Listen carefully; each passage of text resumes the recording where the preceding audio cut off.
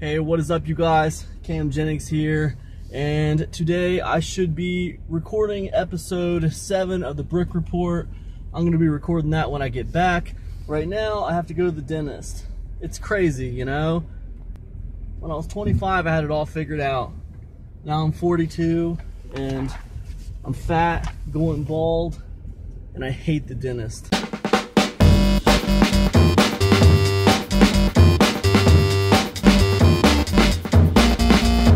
Okay, so whoever wanted to sell anything in the history of the internet had to have some kind of sales page to sell it, right? Now, these sales pages come in all shapes and sizes, some very effective, some very ineffective. Now, the first thing I want to teach you is that there is no rule to correct sales page design. There is no rule to correct sales copy. The only rule, in fact, is a simple question. And that question is it effective? So remember, when you're creating sales letters and creating sales pages, it's not, is it right or is it wrong? But instead, is it effective or is it not effective? And these stats are measured by conversion rates and by earnings per click. And the reason I tell you that is because I don't want you to be too hard on yourself. Nobody starts out perfect. You gotta break a few eggs if you want to make an omelet. Now, the second thing I want to teach you is very important. I call this the BBFR. In every single sales page and sales letter that I put together to sell something, I really have to not ignore the BBFR, because if I do ignore the BBFR, my sales page is not going to work very good, and in some cases, it might even flop. So what is the BBFR? Let me tell you. The first B stands for the big idea. The second B stands for benefits. The F stands for features. And the R stands for reason why. The big idea represents that one thing that you're trying to convince your prospects of. Because when we write sales letters and when we have sales pages, we're trying to convince the people who hit that sales page of one thing. Traffic is the thing that you're missing. If you had traffic, you could win. And my thing is going to teach you the perfect traffic strategy. One idea, one thing. I'm convincing you that traffic is the most important thing, and I have the solution right here. When I try to start adding multiple things, when I start trying to give you multiple ideas, that's when things get a little bit weird.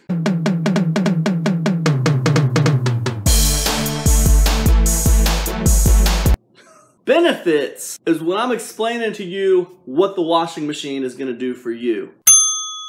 The washing machine is going to make sure that all your clothes are clean, pristine, smelling lovely. This washing machine is going to improve your quality of life so much. This washing machine is going to have you looking so good. The girl of your dreams is going to be asking you out on a date. That's a benefit. Features is what this washing machine can do. This washing machine has double capacity, triple loading, quadruple speed time. Those are features. And the reason why is often overlooked. But the reason why is powerful. Reason whys come in the form of story on sales pages. When you start to read a sales letter and you see a story start to develop, someone's backstory, how they discovered this strategy, this tactic, where it came from. That's a reason why. And the reason whys are important. Reason whys make people buy things. Why is this thing here? Why does this thing exist? Why are you selling this piece of software? Why are you selling this training? What happened? Explain the story to me. The reason why is important, and the reason why will pull people in. It will turn prospects into customers. And when you combine the BBFR formula for your sales pages and sales letters, you will create a winning strategy that will get you higher conversion rates and higher earnings per click. I'm not afraid of the dentist, okay? I'm just, like, not a fan of pain. It's as simple as that. Hey guys, thanks for hanging out with me on today's episode of the Brick Report. You know, I just wanted to let you know that I have an insiders club. It's a discount club, and we offer group coaching every single month. We hang out, we talk, I answer everybody's questions about their businesses. So you'll basically get a professional marketer answering your questions on how to further your business and get ahead in the internet marketing space for the discounted rate of only $10.80 a month. So click the link below in the description and check it out. Okay, so now what I want to do is I want to give you 3 examples, real life examples that I've used, different sales page designs that have converted very, very well for me that you can also use that will help you sell your products. These sales pages have all adhered to the BBFR formula and they have all worked really, really well for me. The first one is called the KERN. And I love the KERN because it looks so simplistic. It adheres to that Google mentality that simple is better. Even if things are complicated, at least make them look simple. And with the KERN, the only thing you see on the sales page is a simple video and then a Facebook comment section where people can comment on your product. Now the other thing in between those two things is a toggle switch buy button. Everything hinges on that VSL. I moved over to a written sales page style, and this was called the 12 step. It's very easy to do. Let me show you what I mean.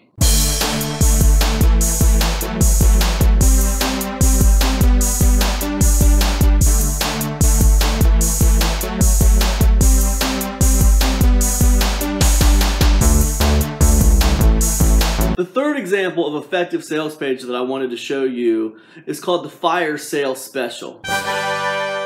It deals with the idea of a fire sale that's going to be selling more than one product.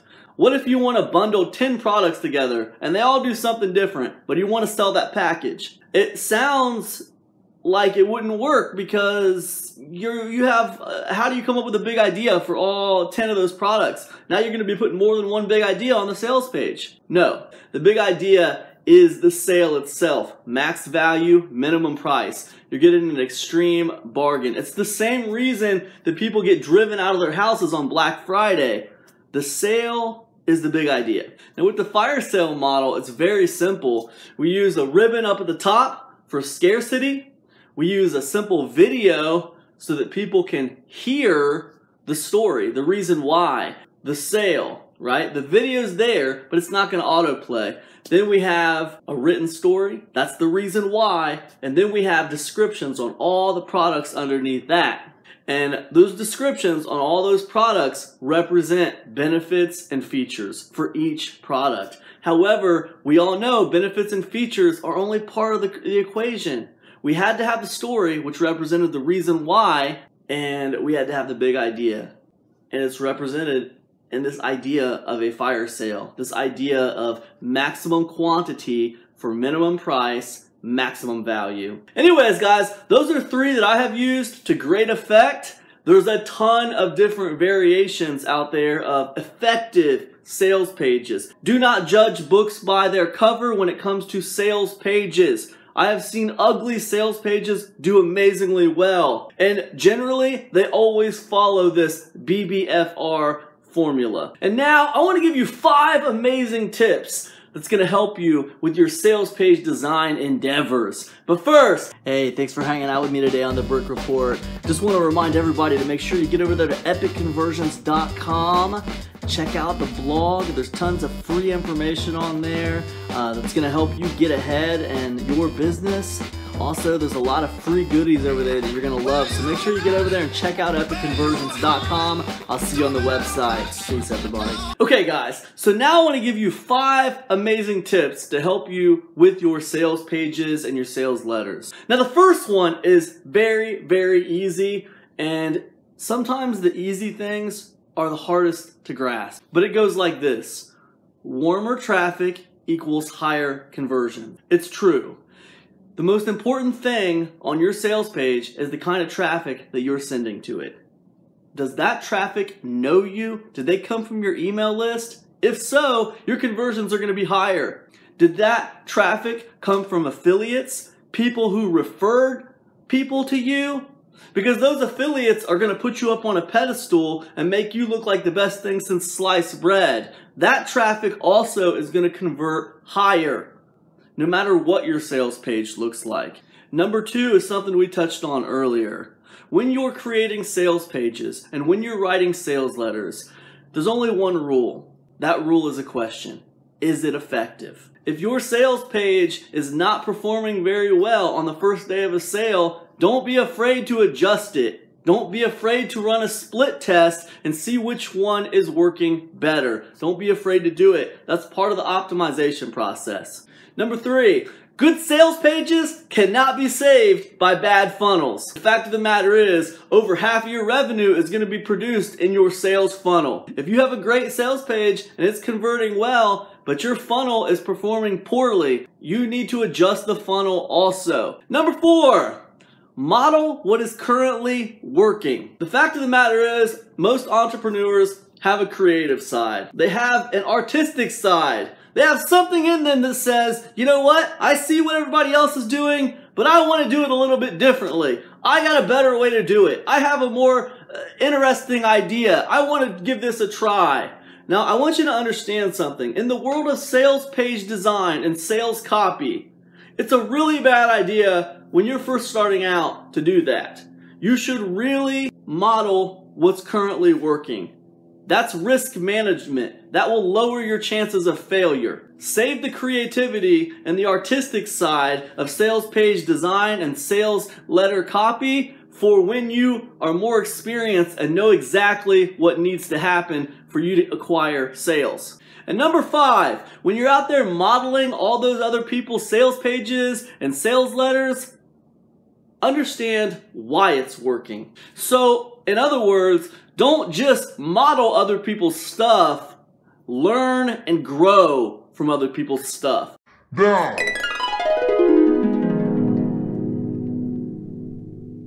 That is not the dentist. But this is in the same plaza, so they go over that way. And I'm getting ready to go in there. It's about 10:30 a.m. Hopefully I won't feel anything, but I don't know. Usually it doesn't go quite like that, but I'm gonna take care of that, and then I'm gonna film episode 7 of the Brick Report once my mouth isn't numb anymore.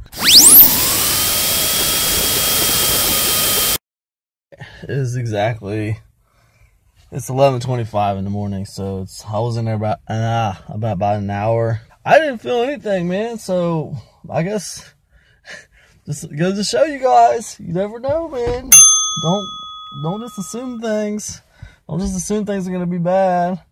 Try to have a positive attitude and you know, always look on the bright side. I didn't feel anything, so it was all good. So I'm gonna go to the store over there, get them a thank you card, tell them I appreciate their hard work, so that way the next time I come to the dentist, they're gonna take good care of me.